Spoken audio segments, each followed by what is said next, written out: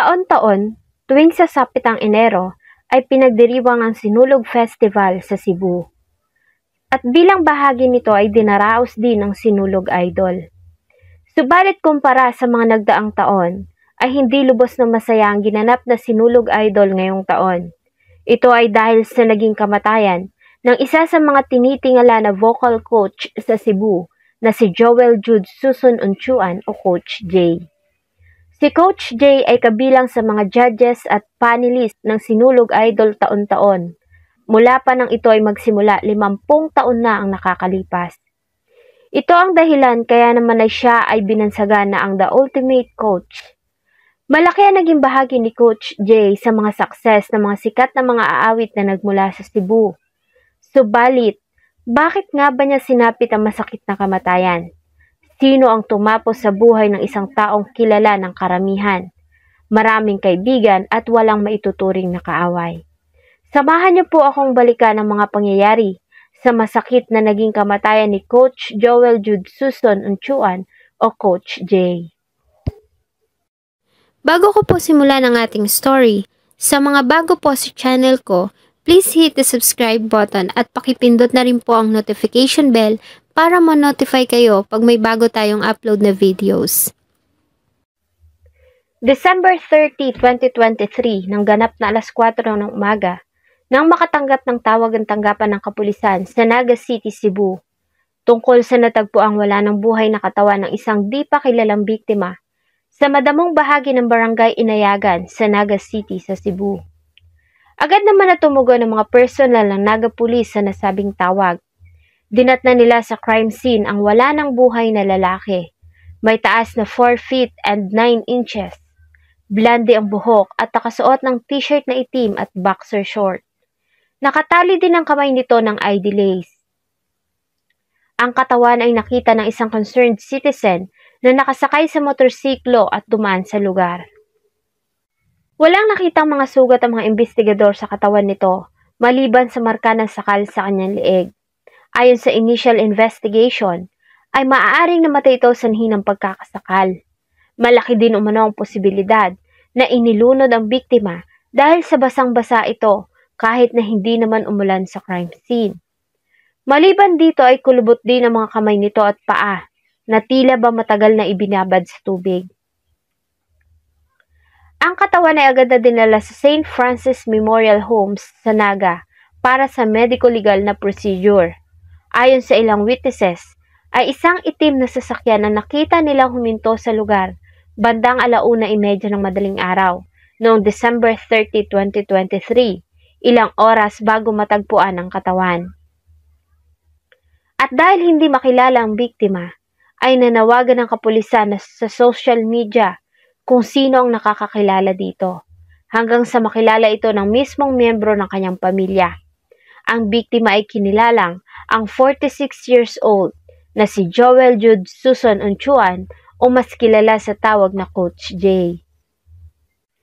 Sa ginawang follow-up investigation ng Naga City Police, ay nagawa nilang makapanayam ang ilan sa mga matatalik na kaibigan ni Coach J.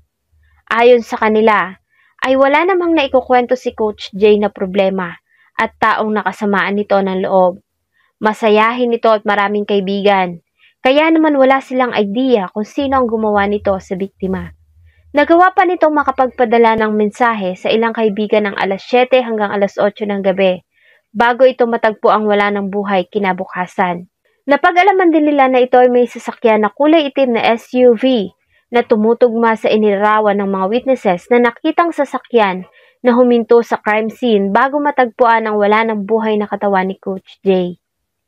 Ilang araw pa ang lumipas noong umaga ng January 1, 2024, ay nakita ang itim na SUV na may plate number na GAM 7658 sa bayan ng Liloan. Ang nasabing SUV ang sasakyan ng biktima. Agad itong isinailalim ng mga pulis sa investigasyon at nagbakasakali na may makikita sila ditong clue na makakapagturo sa suspect.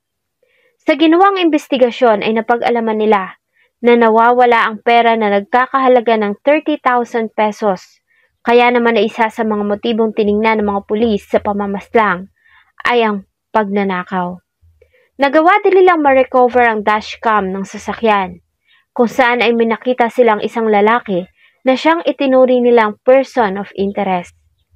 Maliban dito, gamit ang Global Positioning System o GPS logs ng sasakyan, ay nagawa nilang matrace ang mga lugar na huling pinuntahan nito.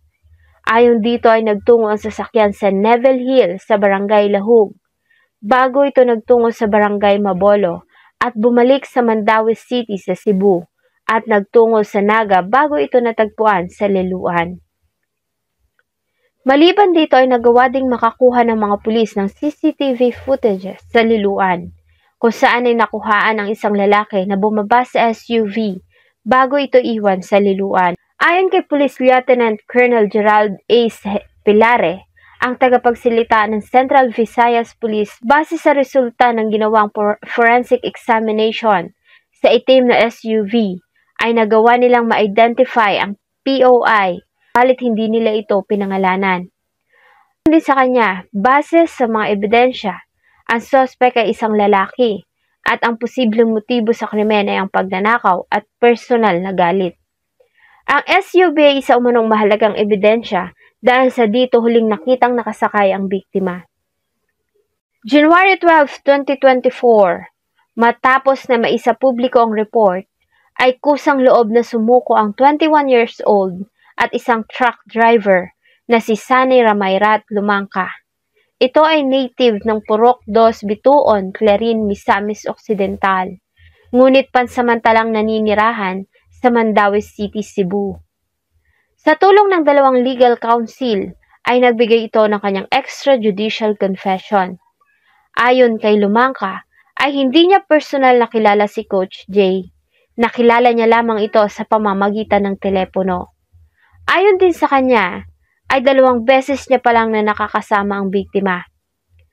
Ayon kay Lumangka, ay magkasama sila ni Coach J noong December 29, 2023 at nais umano nito na siya ang lilitsunin gaya ng nakasanayan. Hindi umano siya pumayag kaya naman ay nagkaroon sila ng pagtatalo. Ayon sa kanya, ay nandilim ang kanyang paningin at dito, gamit ang sinturon, ay napatay niya si Coach J sa loob ng sasakyan nito. Bago niya ito itinapon sa talhiban sa Barangay Inayagan. At iniwan niya naman ang SUV sa Liloan. Ayon sa kanya ay mag-isa lang siya nang gawin niya ang krimen. Nakonsensya umano siya kaya naman ay nagdesisyon na sumuko na sa mga pulis. Mula sa Clarin ay bumiyahe ito pabalik ng Mandaue, kung saan ito ay sinalubong ng mga pulis sa Daungan noong January 12, 2024. Ang suspect ay salukuyang nasa pangangalaga ng Naga City Police at nahaharap sa kasong pagpatay. Subalit ayon sa kapulisan ng Naga, ay hindi pa nila isinasara ang kaso, kahit pa nga umamin na ang suspect. Ayon kasi sa kanila ay patuloy pa rin silang mag-iimbestiga at mangangalap ng mga ebidensya kung ito ba ay tutugma sa salaysay ni Lumangka. Sa gabi ng ika-15 taong pagdiriwang ng Sinulog Idol, ay muli nilang inalala si Coach J. Ayon sa kanila, ay may iniwang puwang si Coach J sa Sinulog Idol na mahirap punan. Hindi umano nila makakalimutan na naging partisipasyon ni Coach J sa Sinulog Idol, lalong-lalo na sa kanyang mga naging estudyante. Mamimiss nila ang kanyang malalaman ng mga komento sa mga kalahok. At syempre, ang kanyang boses na lagi nilang inaabangan taon-taon sa ginaganap na Judge Showdown. Ayon nga sa kanya, dadalhin ka ng iyong talento sa dagumpay, subalit ang mabuting pag-uugali lamang ang magpapanatili sa iyo doon. Ano nga ang talento kung walang magandang pag-uugali? Dadalhin ka lamang nito sa kawalan. Salamat po sa patuloy na pagsubaybay sa atin pong mga video. Huwag niyo pong kalimutang mag-iwan ng inyong saloobin at suggestion sa atin pong comment section.